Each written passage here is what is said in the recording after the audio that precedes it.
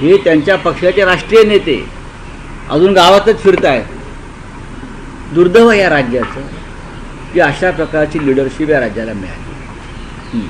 Sir, पक्षात डावललं जात आहे असं भास्कर जाधव म्हणत आहेत. नंतर त्यांनी व्यक्त केलेली आपली क्षमता आहे तशी जबाबदारी आपल्याला मिळत नाही आहे. तसंच राष्ट्रवादीतून बाहेर पडलो ही माझी सर्वात राजकीय आयुष्यातली मोठी चूक आहे असं भास्कर जाधव म्हणतात. मी काय त्यांचं काय वक्तव्य ऐकलं नाही खरं म्हणजे. अशा मुलाखतीमध्ये मला माहीत नाही ते कुठे बोलले आहेत ते. अशा प्रकारचं जर स्वतःचे काही मन मोकळं करायचं असेल तर ते पक्षाच्या व्यासपीठावर करायला काहीच हरकत नाही. ते आमचे एक जवळचे सहकारी आहेत, आमचे मित्र आहेत.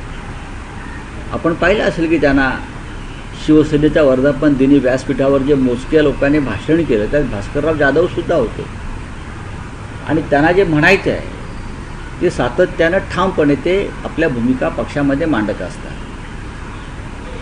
यापुढे मांडतील. ठीक आहे, त्यांनी त्यांच्या भावना व्यक्त केल्या असतील, पक्षप्रमुख त्याची दखल घेतील.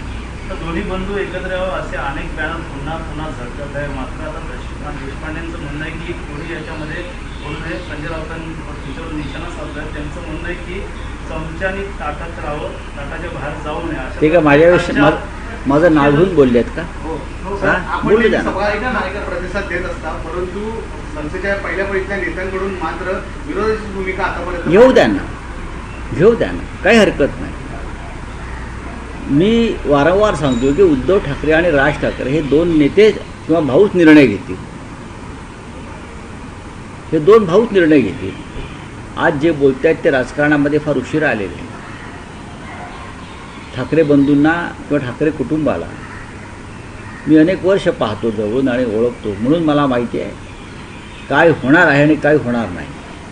हे माझ्या इतकं कोणालाच माहीत नाही.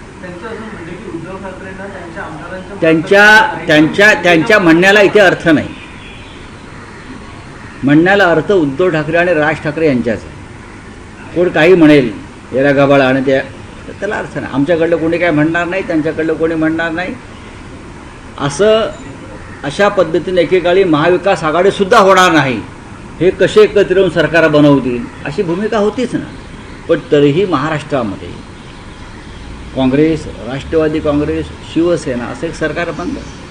मुख्यमंत्री झाला. 3 वर्ष सरकार उत्तम प्रकारे चालवलं. राजकारणामध्ये माणसानं कायम संयमी आणि आशावादी असायला पाहिजे. काही लोकांना अजून त्याचं प्रशिक्षण घेण्याची गरज आहे.